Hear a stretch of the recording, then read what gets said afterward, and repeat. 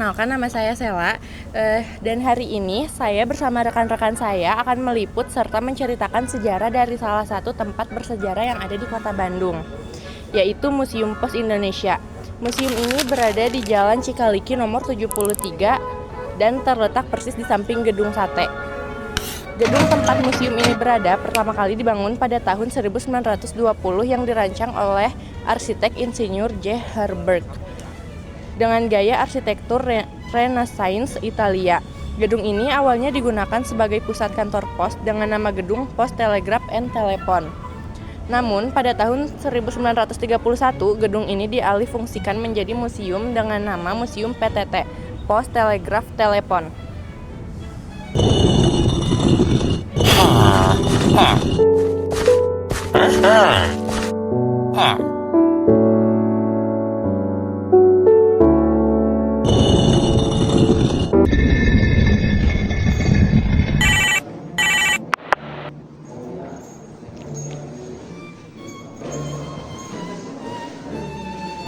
Berhubung kita lagi di Museum Pos Indonesia, kurang lengkap rasanya jika kita tidak membahas tentang barang-barang koleksi yang ada di dalamnya.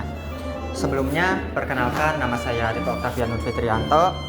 Dikarenakan rekan saya ada urusan mendadak, jadi saya akan menggantikannya sementara untuk menjelaskan secara singkat tentang barang-barang yang ada di sini. Sebelum itu, mari kita lihat barang-barang yang dipajang di area depan. Di lorong ini, kita bisa melihat papan informasi besar yang menampilkan sejarah perpos Indonesia dari masa ke masa. Di situ tergambar jelas bahwa bagaimana layanan pos dimulai sejak tahun 1946 di Batavia, lalu berkembang menjadi jawatan PTT, mengalami berbagai perubahan pada masa kolonial sampai revolusi kemerdekaan, hingga menjadi pos modern seperti sekarang. Selain itu juga, di samping lorong ini terdapat sebuah ruangan yang berisi surat-surat bersejarah seperti surat emas Raja Nusantara yang tulis dengan tinta emas dan surat pada era VOC.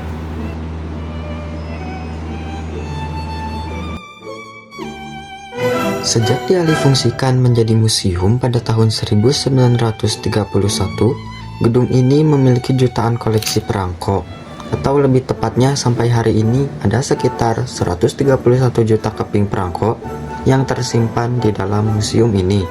Perangko-perangko ini berasal dari berbagai negara dan periode sejarah, seperti museum ini juga menyimpan kurang lebih 200 koleksi peralatan pendukung pos seperti timbangan paket, timbangan surat, kantong pos, cap tanggal palu, cap pembersih cap, bantalan cap, stempel pos, peti surat. Ngomong-ngomong soal sejarah, tahu nggak sih kalau dulu gedung ini pernah menjadi salah satu saksi peristiwa penting pada revolusi kemerdekaan? Mungkin dari kalian banyak yang nggak tahu kalau dulu gedung ini sempat dikuasai oleh Jepang dan kemudian direbut kembali oleh para pejuang PTT. Nah, jadi gini ceritanya. Pada 17 Agustus 1945, pada pukul 10 waktu Indonesia bagian Barat, Ir Soekarno membacakan teks proklamasi yang didampingi oleh Dr. Andes Muhammad Hatta di Jalan Pegangsaan Timur nomor 56, Jakarta. Setelah itu, kabar mengenai kemerdekaan pun menyebar di keseluruhan Indonesia. Pengambilan alih atas pemerintahan dan sarana pelayanan umum pun dilakukan di berbagai sektor oleh bangsa Indonesia.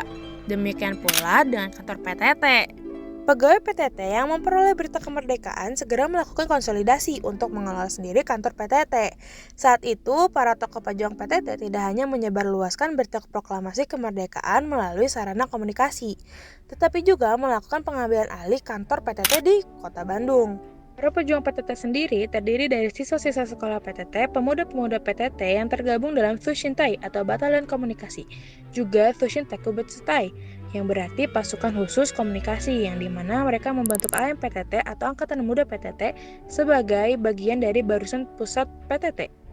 Organisasi pemuda PTT ini dipimpin oleh Sutoko dengan Mas Soeharto dan juga Raden Nijar sebagai utusan yang menegosiasikan penyerahan kekuasaan kepada pihak Jepang.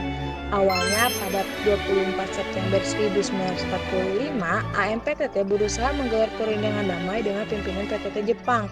Namun ditolak sehingga akhirnya pada 26 hingga 27 September dilakukan pengapungan dan penggulingan bendera Jepang dengan bantuan rakyat.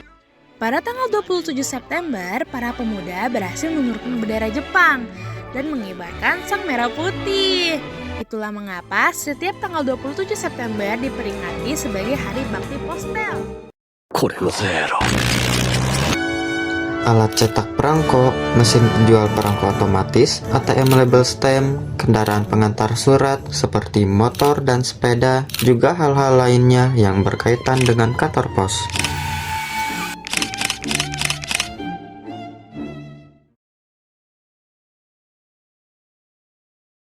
Terima kasih telah menunggu, mari kita lanjutkan ceritanya. Pada tahun 1983, nama museum ini berubah menjadi Museum Pos dan Giro. Nama ini dipergunakan ketika perestorasian dan peresmian ulang dilakukan. Lalu berganti nama kembali pada tahun 1995 menjadi Museum Pos Indonesia seperti yang kita kenal sekarang. Nah, selain namanya yang mengalami perubahan, fungsi museum ini juga ikut berubah. Museum Pos Indonesia kini tidak hanya berfungsi sebagai tempat menyimpan koleksi sejarah, tapi juga menjadi media edukatif bagi masyarakat tentang perkembangan komunikasi dan pengiriman surat dari masa ke masa. Uniknya lagi, museum ini bisa dikunjungi secara gratis dan cocok untuk semua kalangan, baik itu anak-anak, remaja, sesepuh, hingga wisatawan umum yang ingin tahu lebih banyak tentang sejarah pos Indonesia.